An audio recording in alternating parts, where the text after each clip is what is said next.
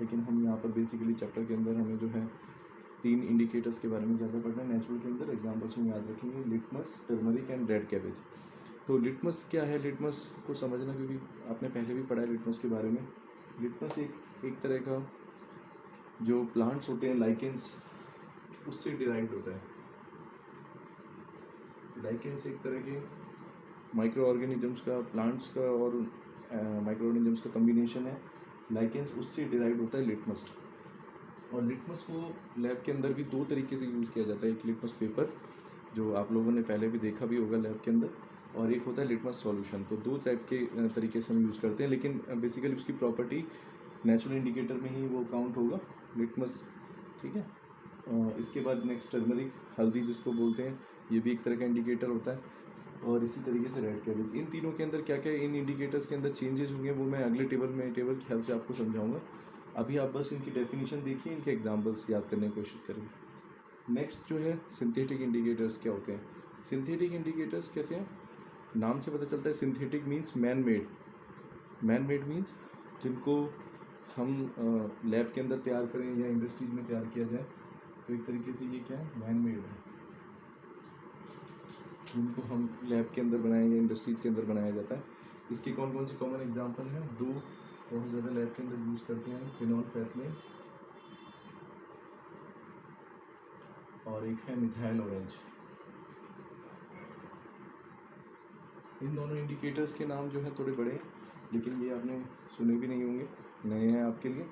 लेकिन ये लैब के अंदर हम बहुत कॉमनली यूज़ करेंगे। आगे जब तक केमिस्ट्री पढ़ेंगे तब तक इनका यूज़ होता है हमेशा ही। ठीक है। रिएजेंट्स हैं, एक तरह के केमिकल सब्सटेंस है, एक तरह के इंडिकेटर्स हैं। तो फिनोल्फेथलीन और मिथाइल ऑरेंज, ठीक है, ये एक तरह के सिंथेटिक इंडिकेटर्स हैं, मैन मेड इंडिकेटर्स हैं। इसके बाद नेक्स्ट है ओल्फैक्टरी। ओल्फैक्टरी इंडिकेटर्स का मतलब क्या है, ओल्फैक्टरी का मतलब होता है स्मेल। तो ऐसे इंडिकेटर्स जिनमें एक्चुअल में कलर चेंज ना हो उनके अंदर, लेकिन वो अपनी स्मेल को चेंज करके बताएंगे कि कोई सब्सटेंस जो है वो एसिड है या बेस है।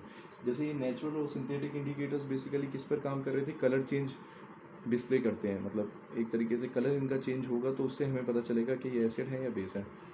लेकिन ऑल्फैक्टरी इंडिकेटर्स में जो सबसे बेसिक जो डिफरेंस यही है दोनों से, जो चेंज है वो ये है कि ऑल्फैक्टरी इंडिकेटर्स के अंदर स्मेल पे बेस्ड हैं दोनों। तो स्मेल जिनके अंदर चेंज हो जाए, ठीक है, इस तरह के indicators, those indicator which show change in smell instead of colour. Both natural and synthetic indicators show change in colour, but olfactory indicators show change in smell. और कौन से 2 एग्जाम्पल होंगे इनके, ये आपको याद रखने हैं। एक वेनिला एक्सट्रैक्ट कॉमन है, और ओनियंस। ठीक है। तो वेनिला एक्सट्रैक्ट जो आपने देखा भी होगा, वेनिला एसेंस या हम केक्स वगैरह में यूज़ करते हैं, तो वो वेनिला की बहुत स्ट्रॉन्ग स्मेल होती है। इसी तरीके से ऑनियन की स्ट्रॉन्ग स्मेल होती है। ये एक तरह के इंडिकेटर्स का काम करते हैं। ठीक है। तो इसी तरीके से ये एक यूनिवर्सल इंडिकेटर रह गया, ये हम बाद में डिस्कस करेंगे। तो नेचुरल, सिंथेटिक और ऑल्फैक्टरी इंडिकेटर्स, ये 3 टाइप के इंडिकेटर्स होते हैं। इंडिकेटर की डेफिनेशन बहुत ही सिंपल है कि ऐसे केमिकल सब्सटेंस जिससे हम पता लगा सकते हैं कि कोई भी सब्सटेंस जो है वो एसिडिक है, उसके अंदर एसिडिक प्रॉपर्टी है या बेसिक प्रॉपर्टीज़ हैं, या वो न्यूट्रल है, वो हम इसके थ्रू पता लगा सकते हैं। तो ये 3 टाइप के इंडिकेटर्स है। अब हम एक टेबल की हेल्प से समझेंगे कि जो इनकी प्रॉपर्टीज है। तो स्टूडेंट देखिए, टेबल के अंदर मैंने इंडिकेट किया है, एक एक करके समझते हैं इसको। यहाँ इंडिकेटर लिखा हुआ है, ठीक है, जैसे लिटमस, रेड कैबेज, टर्मरिक। इसका नॉर्मल न्यूट्रल कलर जो, या इसका जो नेचुरल कलर जो होगा, ठीक है, बिफोर एडिंग एसिड या बेस में डालने से पहले इसका नेचुरल कलर क्या है, ये कलर है। उसके बाद ये किस टाइप के हैं, नेचुरल है, सिंथेटिक है, ऑल्फैक्टरी है। इसके बाद नेक्स्ट है इसका क्या बिहेवियर होगा, एसिडिक सॉल्यूशन में एसिडिक के साथ क्या बिहेवियर शो करेगा, बेसिक के साथ क्या शो करेगा बेस में। तो सबसे पहले देखते हैं लिटमस।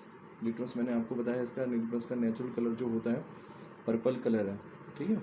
जब आप देखेंगे एसिड या बेस के बिना ऐसे नॉर्मली या न्यूट्रल सॉल्यूशन में, अगर जहाँ पर ना एसिडिक है ना बेसिक है, तो वहाँ पर इसका कलर शो होगा पर्पल। ये पर्पल कलर जो है वो चेंज हो जाएगा एसिडिक में आपका रेड कलर शो करता है और बेस में ब्लू कलर होता है। ये लिटमस पेपर आपने 7th क्लास में भी पढ़ा है और क्लासेस में कई बार प्रैक्टिकल भी किया होगा। तो ये हम देख सकते हैं लैब के अंदर भी हमारे पास लिटमस पेपर रहता है। अगर एसिडिक सॉल्यूशन रहेगा तो वो रेड कलर शो चेंज कर देगा, पर्पल से रेड हो जाएगा, और अगर बेसिक है तो पर्पल से ब्लू कलर चेंज करेगा। इसके बाद नेक्स्ट बात करते हैं, और नेचुरल इंडिकेटर है रेड कैबेज की बात करेंगे। रेड कैबेज जो है, रेड कैबेज एक तरह की रेड कैबेज होती है, उसकी लीफ से ये इसको एक्सट्रैक्ट करते हैं, निकालते हैं, और इसका जो नेचुरल कलर है ओबियसली रेड है, तो रेड कलर इसका नेचुरल होता है, एक तरह का नेचुरल इंडिकेटर है। एसिड के अंदर ये कोई कलर चेंज शो नहीं करेगा, मतलब रेड का रेड ही रहेगा, लेकिन बेसिक में इसका कलर जो है, इसका भी कलर चेंज होके ब्लू कलर चेंज हो जाएगा। इसके बाद हम बात करेंगे टर्मरिक की। टर्मरिक का नेचुरल कलर हल्दी का पता है आपको, येलो कलर होता है। ये भी एसिड के अंदर कोई चेंज शो नहीं करेगा, और बेसिक के अंदर क्या होगा, एक तरीके से इसका कलर रेड हो जाएगा। ये टर्मरिक का तो हम अपने घर पे भी देख सकते हैं, जैसे कपड़े, अगर किसी कपड़े में सब्जी के या दाग धब्बे लग जाएंगे, सब्जी के स्टेन लग जाएगा, तो उसको कैसे निकालते हैं, अगर आप साबुन या डिटर्जेंट रब करेंगे तो क्या होगा, आपने देखा भी होगा, कभी प्रैक्टिकल कर सकते हैं। येलो कलर जो है वो जहाँ पर स्पॉट पड़ा होगा, येलो कलर चेंज होकर रेड कलर शो करेगा, लेकिन वो तभी तक करेगा जब तक वो डिटर्जेंट उस पर अप्लाई है। एक बार आप धो देंगे उसको, और अगर वो स्पॉट सूख जाएगा तो उसके बाद वो रेड से फिर दोबारा येलो शो कर सकता है, इन केस अभी भी अगर वो रह गया होगा उसमें टर्मरिक तो। ठीक है, तो टर्मरिक का नेचुरल कलर येलो कलर है, और एसिडिक में ये कलर शो नहीं करेगा, बेसिक में सिर्फ शो करता है और रेड कलर करता है। उसके बाद हम बात करेंगे फिनोल्फेथलीन और मिथाइल ऑरेंज का, देख लेते हैं।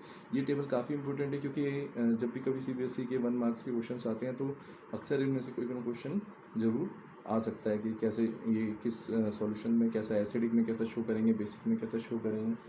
तो फिनोल्फेथलीन की बात करते हैं। फिनोल्फेथलीन मैंने बताया एक तरह का सिंथेटिक इंडिकेटर है, लैब के अंदर आपको मिलेगा, और ये इंडिकेटर जो है इसका नेचुरल कलर होता है, कलरलेस होता है, मतलब वाटर की तरह कलरलेस रहेगा, कोई कलर नहीं रहेगा। तो वो कलर जो है एसिड के अंदर अगर आप देखेंगे तो ये बिहेवियर अपना शो नहीं करेगा, कलरलेस ही रहेगा। ठीक है, उसका कलर कोई चेंज नहीं होने वाला। लेकिन फिनोल्फेथलीन को जब हम बेसिक किसी सॉल्यूशन में डालते हैं, किसी बेस के साथ ऐड करेंगे, तो क्या देखेंगे कि उसका कलर जो है वो कलरलेस से पिंक में चेंज हो जाएगा। ठीक है, तो उसका कलर यहाँ चेंज होगा।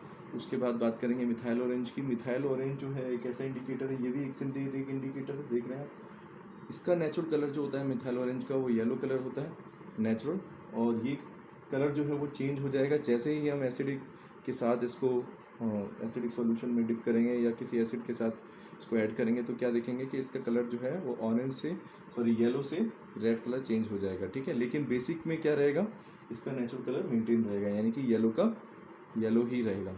ठीक है, ये जहाँ जहाँ डैश डले हुए, इसका मतलब ये है कि यहाँ पर कोई कलर चेंज शो नहीं करेगा। ठीक है, तो मिथाइल ऑरेंज कहाँ पर शो नहीं करता है, बेसिक के अंदर कोई चेंज शो नहीं करेगा, एसिडिक सॉल्यूशन में या एसिड के साथ जो है ये अपने कलर को चेंज कर लेता है। इसके बाद ये दोनों सिंथेटिक इंडिकेटर हैं। हमने स्टार्टिंग के जो 3 पढ़े थे वो नेचुरल इंडिकेटर थे। उसके बाद 2 फिनोल्फेथलीन और मिथाइल ऑरेंज यहाँ पर सिंथेटिक इंडिकेटर्स हैं। इसके बाद हम बात करते हैं जो हमारे ओल्फैक्टरी इंडिकेटर्स हैं। इसमें 2 आपको याद रखने हैं जो एनसीईआरटी के सिलेबस में भी कवर्ड है, वेनिला एक्सट्रैक्ट, ठीक है, और सेकंड वन इज ओनियन। तो ओल्फैक्टरी इंडिकेटर्स जैसे हमने पढ़े थे अभी, तो स्मेल के ऊपर बेस्ड होते हैं, मतलब इसमें कोई कलर चेंज नहीं होगा, स्मेल इसकी चेंज होगी, स्मेल की प्रॉपर्टी चेंज होगी, तो इसीलिए इनका नाम ओल्फैक्टरी इंडिकेटर्स में आता है। तो मिथाइल वेनिला एक्सट्रैक्ट जो है उसकी प्रॉपर्टी क्या रहेगी और ओनियन की क्या रहेगी, इन दोनों की स्मेल के साथ ये होता है कि ये दोनों की स्मेल जो है वो चेंज होगी। एसिडिक के अंदर जो है वो चेंज नहीं होगी, ऐसे कैसे ही रहेगा, लेकिन बेसिक के अंदर जैसे ही इसके अंदर कोई बेस ऐड करेंगे, जैसे ही आप इसमें कोई बेस ऐड करेंगे तो बेस के अंदर क्या होगा, यहाँ पर स्मेल ख़त्म हो जाएगी। ठीक है, कैरेक्टरिस्टिक स्मेल।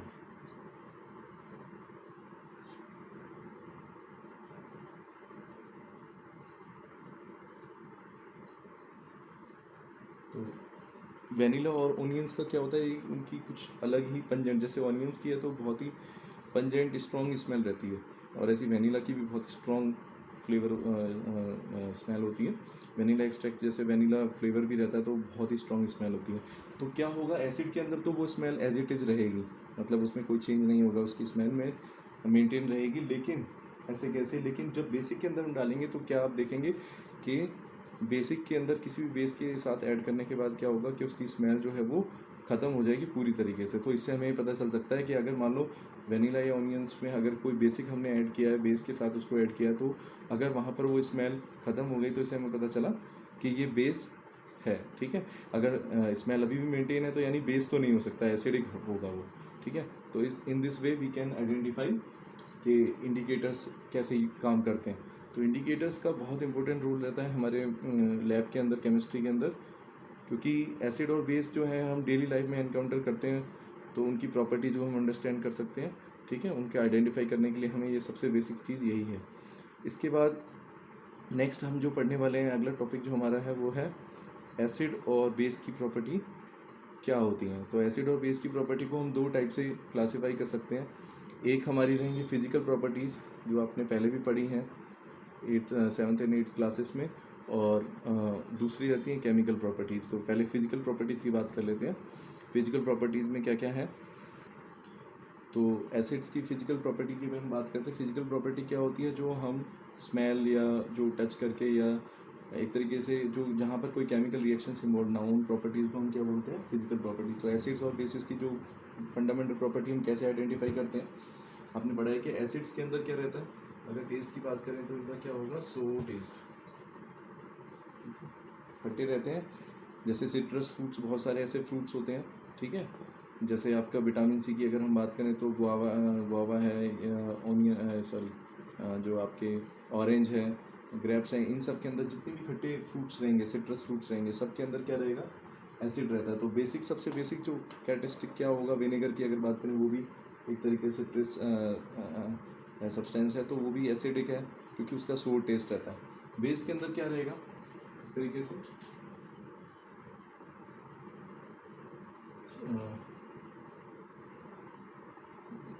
बेस के अंदर जो हमें टेस्ट हमेशा मिलता है वो कैसा मिलता है, कड़वा यानी बिटर टेस्ट होगा इनका। इसको हम कैसे समझ सकते हैं, बेस जैसे कॉमन बेस हमारे जो हम यूज़ करते हैं वो जैसे बेकिंग, आपका सोडा हो गया, बेकिंग पाउडर हो गया।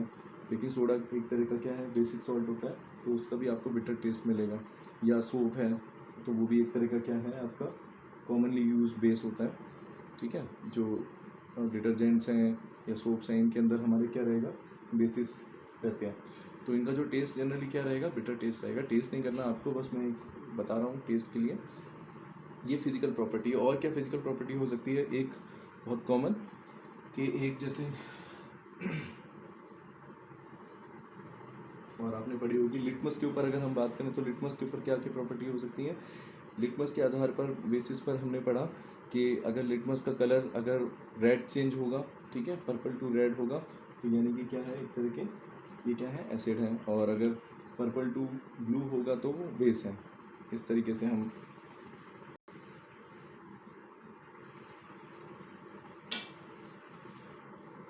तो कौन कौन सी फिजिकल प्रॉपर्टी की बात कर रहे थे, टेस्ट की बात करी, उसके बाद हम देखते हैं लिटमस के अकॉर्डिंग अगर हम चेक करें तो क्या होता है। तो आपने पहले भी पढ़ी है, अगर ब्लू लिटमस रहेगा तो ब्लू लिटमस को ये रेड में चेंज कर देंगे एसिड्स, और बेस रहेंगे वो रेड लिटमस को ब्लू में चेंज कर देंगे। ठीक है, तो ये सारी फिजिकल प्रॉपर्टी में। थर्ड जो बहुत इंपॉर्टेंट है कि एसिड्स और बेस दोनों ही के अंदर क्या प्रॉपर्टी होती है, दे आर इलेक्ट्रोलाइट्स। ठीक है, या इलेक्ट्रोलाइटिक सॉल्यूशन होते हैं। इलेक्ट्रोलाइट्स का मतलब क्या होता है, 8th क्लास में पढ़ा है हमने, chemical effect of electric current के अंदर था, कि वहाँ पर हम पढ़ते हैं कि अगर कोई भी कुछ ऐसे सॉल्यूशंस होते हैं, जैसे जो एसिड और बेस दोनों ही सॉल्यूशन जब उनको पानी में आप ऐड करेंगे, वाटर में, तो क्या होगा कि वो इलेक्ट्रिसिटी को कंडक्ट करते हैं, और ऐसे सॉल्यूशंस को हम इलेक्ट्रोलाइट्स बोलते हैं। तो एसिड्स भी जब उनको आप वाटर में ऐड करेंगे तो क्या होगा, वो इलेक्ट्रिसिटी को कंडक्ट करेंगे, और जब बेसिस को जब आप वाटर में ऐड करेंगे तो वो भी क्या करेंगे, लाइटिक बिहेवियर शो करेंगे। मतलब दोनों ही इलेक्ट्रोलाइट रहते हैं। अब इसका क्या इंपॉर्टेंस है, इसका इंपॉर्टेंस ये है कि अगर वाटर के अंदर चाहे आप एसिड को डिजोल्व करें या बेस को डिजोल्व करें, तो कहीं ना कहीं उसके अंदर आयंस रहते हैं, और आयंस जब मूव करते हैं तो उसकी वजह से क्या होगा, उसमें इलेक्ट्रिसिटी फ्लो करेगी। ठीक है, तो ये बहुत इंपॉर्टेंट पॉइंट है। फिजिकल प्रॉपर्टीज़ में तीनों हैं। अब केमिकल प्रॉपर्टीज़ की बात कर रहे थे हम, तो केमिकल प्रॉपर्टीज़ में क्या क्या होता है, जैसे किसी के साथ केमिकल रिएक्शन कैसे करते हैं, तो एसिड क्या क्या रिएक्शन करते हैं। तो एसिड और बेस के केमिकल रिएक्शन की अब हम बात करेंगे। एसिड, जैसे कि आपको पता है कि एसिड जो है, अब जैसे मेटल्स के साथ कैसे रिएक्शन करेंगे एसिड्स, तो मेटल के साथ जो भी एसिड का रिएक्शन होता है, उसमें सबसे इम्पोर्टेंट ये है कि हाइड्रोजन गैस बनेगी और एक सॉल्ट का फॉर्मेशन होगा। ठीक है। इसी तरीके से बेस जो है वो भी मेटल्स के साथ रिएक्शन नहीं करेंगे, ठीक है। तो यहाँ पर एक डिफरेंस हो गया कि एसिड जो है वो मेटल के साथ रिएक्शन करके क्या बनाते हैं, सॉल्ट बनाएंगे और हाइड्रोजन। तो केमिकल प्रॉपर्टीज़ हम देख रहे थे। फर्स्ट केमिकल प्रॉपर्टी की हम बात करेंगे कि एसिड जो है वो मेटल्स के साथ कैसे रिएक्शन करते हैं। तो एसिड जब भी मेटल्स के साथ रिएक्शन करेंगे तो आप देखेंगे कि when acid react with metal to form salt, ये मेटल सॉल्ट बनेगा और हाइड्रोजन गैस उसमें लिबरेट होगी, ठीक है। तो हाइड्रोजन गैस रिलीज होती है। बहुत ही इंपॉर्टेंट रिएक्शंस है ये, थर्ड चैप्टर के अंदर भी हम पढ़ेंगे इसको, ठीक है। और फर्स्ट चैप्टर के अंदर भी आपने पढ़ा होगा, one of the reaction displacement reaction के अंदर है ये, ठीक है। तो ये सॉल्ट जब भी फॉर्म होगा तो हाइड्रोजन गैस इसमें जरूर रिलीज होगी। लेकिन ऑन द अदर हैंड अगर बात करें बेसिस की, तो बेसिस जनरली जो है वो मेटल्स के साथ रिएक्शन नहीं करते हैं, ठीक है। इसका रीज़न भी हम थर्ड चैप्टर में डिस्कस करेंगे आगे, ठीक है, कि क्या होता है। मेटल्स के अंदर कहीं ना कहीं बेसिक प्रॉपर्टी होती है, तो बेस जो है बेस के साथ रिएक्शन नहीं करेगा, सेम प्रॉपर्टीज होगी। तो एसिड जो है वो मेटल्स के साथ रिएक्शन करके बनाते हैं सॉल्ट और हाइड्रोजन गैस रिलीज होती है। लेकिन बेस जो है जनरली जो बेसिस रहेंगे उनकी ये प्रॉपर्टी होती है कि मेटल्स के साथ वो रिएक्शन नहीं करेंगे, ठीक है, under normal conditions. Second property जो हमें पढ़नी है वो है रिएक्शन विद बेस। तो एसिड बेस के साथ रिएक्शन करके कैसे रिएक्शन करते हैं और क्या बनता है, उसके अंदर क्या प्रोडक्ट फॉर्म होता है। और तो इसके लिए हम देखते हैं कि एसिड जब भी बेस के साथ रिएक्शन होगा तो हमेशा एक सॉल्ट फॉर्मेशन होगी और वाटर उसमें रिलीज होगा। और इस तरह के रिएक्शन को आपने पढ़ा है फर्स्ट चैप्टर के अंदर भी, हमने काफ़ी डिस्कस किया है कि these are also very highly exothermic reactions होते हैं और इनका जो नाम होता है न्यूट्रलाइजेशन रिएक्शन है। न्यूट्रलाइजेशन का वर्ड का मतलब ही आप देख रहे हैं, न्यूट्रलाइज हो जाना, मतलब कि एसिड और बेस यानी कि अपोजिट नेचर है, एक एसिड और एक बेस है, तो आपस में जब रिएक्शन करेगा तो क्या होगा, एक दूसरे को न्यूट्रलाइज कर देंगे। न्यूट्रलाइज करके क्या बनना चाहिए, एक सॉल्ट की फॉर्मेशन होती है, ठीक है। और सॉल्ट के साथ क्या होगा, वाटर जरूर बनेगा। तो ये रिएक्शन बहुत इंपॉर्टेंट होता है। This is the definition, also the definition of neutralisation reaction. Whenever an acid reacts with a base to form salt and water, that is known as neutralization reaction, and they are highly exothermic in nature, ठीक है। बहुत ज़्यादा heat इसमें release होगी। तो second property जो है वो दोनों में कॉमन हो गई एक तरीके से, क्योंकि एसिड बेस के साथ रिएक्शन करते हैं तो बेसिस में हम कहेंगे कि दे रिएक्ट विद एसिड्स और प्रोडक्ट सेम ही बनेगा, सॉल्ट एंड वाटर, ठीक है। तो this is also the definition of neutralisation reaction. तो दो हमने डिफरेंस पढ़े एसिड और बेसिस के अंदर। एक और बहुत इम्पोर्टेंट प्रॉपर्टी है जिसके बेसिस पर पीएच स्केल यहाँ से हम पढ़ेंगे इसके बाद, वो ये है कि एसिड जो है और बेस जो है वो आपस में, वो वाटर के अंदर जैसे हमने पढ़ा था इलेक्ट्रोलाइट्स होते हैं वाटर के अंदर, आयंस को रिलीज करेंगे तो किस तरह के आयंस वो रिलीज करते हैं। तो ये बहुत इंपॉर्टेंट है क्योंकि एसिड जो होते हैं वो H पॉजिटिव आयंस को रिलीज करेंगे वाटर में, और जो बेसिस रहेंगे वो OH नेगेटिव यानी हाइड्रोक्साइड। 9th क्लास में आपने पढ़ा है OH नेगेटिव आयंस को हाइड्रोक्साइड आयंस बोलते हैं। तो हाइड्रोक्साइड आयंस जो है वो रिलीज होते हैं, ठीक है। तो एक बार देखते हैं इसको।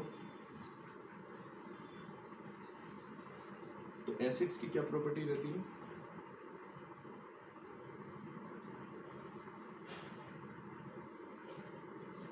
वो release H positive ions in water, और ये क्या करेंगे, release OH negative ion hydroxide ions in water. तो वाटर के अंदर